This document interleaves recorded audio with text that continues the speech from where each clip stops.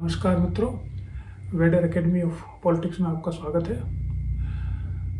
आज हम बात करेंगे फ्रीडम या लिबर्टी या जिसे स्वतंत्रता कहते हैं। स्वतंत्रता एक महत्वपूर्ण अवधारणा है राजनीति विज्ञान की और फ्रेंच रिवॉल्यूशन के बाद में ये बहुत महत्वपूर्ण बन गई है, क्योंकि हम जानते हैं कि जो फ्रांसीसी क्रांति 1789 में हुई थी उसमें नारा दिया गया था स्वतंत्रता, समानता और भ्रातृत्व का, और उसके पश्चात ही यूरोप में प्रजातंत्र स्थापित हुआ और प्रजातंत्र के साथ साथ उदारवाद भी आरंभ हुआ। और उदारवाद और प्रजातंत्र के जो प्रमुख तत्व हैं उनमें स्वतंत्रता, समानता बहुत महत्वपूर्ण है। स्वतंत्रता मुख्य रूप से एक इस अर्थ में जो आधुनिक विश्व है उसका एक महत्वपूर्ण अवधारणा है। स्वतंत्रता की अवधारणा मध्य युग में या प्राचीन युग में इतनी नहीं थी, क्योंकि जब हम स्वतंत्रता की बात करते हैं तो हम व्यक्ति की स्वतंत्रता की बात कर रहे हैं, और व्यक्ति की स्वतंत्रता की अवधारणा प्राचीन जगत में और मध्य युग में नहीं थी। वो प्राचीन जगत में तो हम जानते हैं कि राज्य, व्यक्ति, समाज, इन सरकार, इनमें कोई बहुत अंतर नहीं माना जाता था, और मध्य युग में व्यक्ति पर नियंत्रण रखा जाता था चर्च के द्वारा और राज्य के द्वारा भी। और जब राष्ट्रीय राज्य बनने लगा 16वीं-17वीं शताब्दी से, तब पहली बार स्वतंत्रता की बात की गई। जॉन लॉक ने सबसे पहले जिन मूलभूत अधिकारों की बात की थी, जिन प्राकृतिक अधिकारों की बात की थी, उसमें right to property, right to freedom and right to life था, और स्वतंत्रता उस समय सबसे पहले सामने आई। वो जो स्वतंत्रता जिनकी जॉन लॉक बात कर रहा था, वो मुख्य रूप से जो पूंजीवादी वर्ग एमर्ज हो रहा था, सामंतवाद के समाप्त होने के पश्चात मर्केंटलिज्म आ रहा था। उस मर्केंटलिज्म में जो लोग व्यापार करना चाहते थे, वो व्यापार करने वाले लोग स्वतंत्रता चाहते थे राज्य से, और वो राज्य से सुविधाएं चाहते थे कि कम से कम ये सुविधा उन्हें मिले कि वो स्वतंत्र रूप से व्यापार कर सके, जिससे वो लाभ प्राप्त कर सके, दूसरे देशों में जा सके और उस लाभ को वापस अपने देश में लेकर आ सके। इसलिए स्वतंत्रता की जो आरंभ है वो जिसे हम कह सकते हैं व्यापारियों की स्वतंत्रता से आरंभ होता है। ये व्यापारियों की स्वतंत्रता जब फ्रांसीसी क्रांति होती है 1789 में, उस समय में साधारण व्यक्ति की स्वतंत्रता के अंतर्गत परिणित हो जाता है, और उसे हम कहते हैं राजनीतिक स्वतंत्रता की बात की जाती है। तो राजनीतिक स्वतंत्रता के रूप में सबसे पहले फ्रांसीसी क्रांति में इसकी बात की गई। इस क्रांति के द्वारा जो स्वतंत्रता का पक्ष सामने आया वो बाद में बहुत वर्षों तक चला, हम जानते हैं, और 20वीं शताब्दी में आते आते राजनीतिक स्वतंत्रता के साथ साथ सामाजिक स्वतंत्रता, आर्थिक स्वतंत्रता की बात की जाने लगी। कार्ल मार्क्स ने 19वीं शताब्दी में सबसे पहले इसको इंगित किया था। दूसरे समाजवादी जो विचारक थे वो भी आर्थिक स्वतंत्रता की बात करते थे या सामाजिक स्वतंत्रता की बात करते थे। और 20वीं शताब्दी तक आते आते जब लोक कल्याणकारी राज्य सामने आया, तब स्वतंत्रता जो राजनीतिक स्वतंत्रता तक सीमित न रहकर वह सामाजिक स्वतंत्रता भी बन गई और आर्थिक स्वतंत्रता भी बन गई। लेकिन स्वतंत्रता शब्द हिंदी में तो हम इस शब्द का प्रयोग करते हैं, अंग्रेजी में दो शब्दों का प्रयोग होता है, लिबर्टी और फ्रीडम। दोनों का अधिकतर जो विचारक है या विश्लेषक है वो एक दूसरे के पर्यायवाची के रूप में काम में लेते हैं, क्योंकि दोनों का अर्थ ये माना जाता है कि व्यक्ति स्वतंत्र है बाह्य सभी प्रकार के दबावों से, और व्यक्ति अपने सोचने में स्वतंत्र है, अपने कार्य करने में स्वतंत्र है, अपने व्यवहार में स्वतंत्र है, जब तक कि उसकी स्वतंत्रता का से दूसरे लोगों की स्वतंत्रता का हनन नहीं हो रहा हो। यानी समान स्वतंत्रता होनी चाहिए, मैं अपनी स्वतंत्रता का उपयोग करूं तो दूसरे व्यक्ति की स्वतंत्रता का हनन ना हो। अगर ऐसा है तो मैं अपने विचारों पर स्वतंत्र हूँ, अपने विचार व्यक्त करने में स्वतंत्र हूँ, सोचने में स्वतंत्र हूँ, अपने व्यवहार में स्वतंत्र हूँ, अपने कार्यकलापों में स्वतंत्र हूँ, अपनी इच्छाओं को पूरा करने के लिए, कार्य करने के लिए भी स्वतंत्र हूँ। लेकिन अंग्रेजी में लिबर्टी और फ्रीडम ये दो शब्द काम में लिए जाते हैं।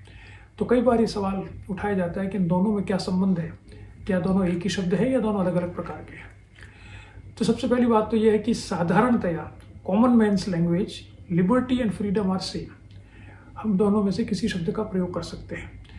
लेकिन हम तकनीकी रूप से जाएं और राजनीति विज्ञान के विद्यार्थी होने के नाते अगर हम बात करें तो हम देख सकते हैं कि इनमें 3 मूल अंतर पाए जाते हैं जिन्हें हम इंगित कर सकते हैं। बिल्कुल एक्सक्लूसिव तो नहीं है, लेकिन बहुत सी स्टडीज़ के आधार पर ये सामने आया है कि 3 तरह के इनमें अंतर हम कर सकते हैं। पहला अंतर ये है कि लिबर्टी एक राजनीतिक अवधारणा है और सीमित अवधारणा है, जबकि फ्रीडम एक बहुमुखी अवधारणा है, मल्टी डायमेंशनल कॉन्सेप्ट है फ्रीडम।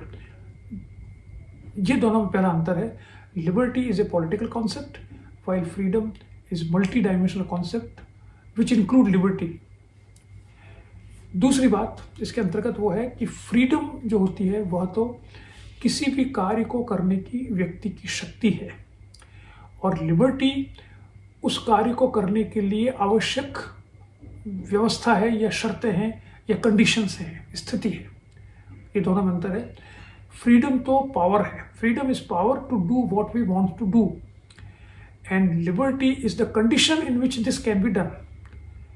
तो इस अर्थ में दोनों में ये अंतर है कि जब हम फ्रीडम की बात करते हैं, स्वतंत्रता की बात करते हैं, तो हम ये बात करते हैं कि हम में कितनी हमारे पास कितनी शक्ति है, यानी शक्ति का अर्थ हम पर कितना नियंत्रण नहीं है, हम कितने फ्री हैं कि हम किसी काम को कर सकें। लेकिन उस काम को करने के लिए हमारे पास लिबर्टी होनी चाहिए, स्वतंत्रता होनी चाहिए कि मैं जैसे वोट देने का पावर मेरे पास है, लेकिन ये स्वतंत्रता तो हो कि मैं वोट देने जब जाऊं तो मुझे वोट देने दिया जाए। वोट देने की पावर होना अलग बात है, और वोट देने जाने पर मुझे वोट देने की इजाज़त मिलना या उसमें बाधाएं उत्पन्न ना हो, उसमें परेशानी उत्पन्न ना हो, वो लिबर्टी है। तो ये दोनों में अंतर है। दूसरा कि freedom is power to exercise one's own options and liberty is the conditions in which this can be exercised. तीसरी बात, लिबर्टी इस अर्थ में इस कारण से फ्रीडम का ही एक फॉर्म है, एक उसका पार्ट है। इसलिए हम कह सकते हैं कि अगर हम दोनों शब्दों का प्रयोग करना चाहते हैं तो जब हम लिबर्टी का प्रयोग करते हैं तो हम केवल राजनीतिक रूप में उसका प्रयोग कर रहे हैं, एक बहुत ही जिसे कह सकते हैं कि छोटे रूप में उसका प्रयोग कर रहे हैं, और जब हम फ्रीडम शब्द का इस्तेमाल करते हैं तो बहुत बृहद स्तर पर बात कर रहे हैं। अब इन दोनों का इस्तेमाल कैसे किया गया था, हम देखेंगे कि जो अमेरिकन वॉर ऑफ इंडिपेंडेंस था या फ्रेंच रिवॉल्यूशन हुआ 1776-1789 में, उस समय बात की गई थी लिबर्टी, स्वतंत्रता में लिबर्टी शब्द काम में लिया जाता था। तो लिबर्टी शब्द की प्रोमिनेंस रही बहुत वर्षों तक, करीब द्वितीय विश्व युद्ध तक लिबर्टी शब्द ज़्यादा प्रमुख रहा सभी राजनेताओं के शब्दावली में और राजनीतिक अध्येताओं की शब्दावली में। सेकेंड वर्ल्ड वॉर के बाद में धीरे धीरे लिबर्टी शब्द जो है वो कम प्रयोग में आने लगा और फ्रीडम का प्रयोग ज़्यादा बढ़ने लगा। और इसको हम देखेंगे कि मार्टिन लूथर किंग जूनियर ने जब अपना बहुत ही पॉपुलर, बहुत ही लोकप्रिय भाषण दिया था, और वो भाषण था कि आई हैव ए ड्रीम, जो 1963 में दिया था, तो उसने लिबर्टी को केवल 2 बार काम में लिया और फ्रीडम को 19 बार काम में लिया शब्द को। इसी प्रकार से रोनाल्ड रीगन ने जब एक अपना सेकेंड इनॉग्रल एड्रेस दिया था, तब उसने लिबर्टी को केवल 1 बार काम में लिया और फ्रीडम को 14 बार काम में लिया। और अंत में हम जानते हैं कि जब 9/11 की घटना हुई और उसके बाद में राष्ट्रपति बुश ने कहा था, जब बुश ने इराक पर बाद में आक्रमण किया, तो उसने कहा था कि हम आक्रमण क्यों कर रहे हैं, to defend our freedom and bring freedom to others. यानी अब फ्रीडम शब्द ज़्यादा प्रयोग में आने लगा है और लिबर्टी शब्द का प्रयोग धीरे धीरे कम होता गया है।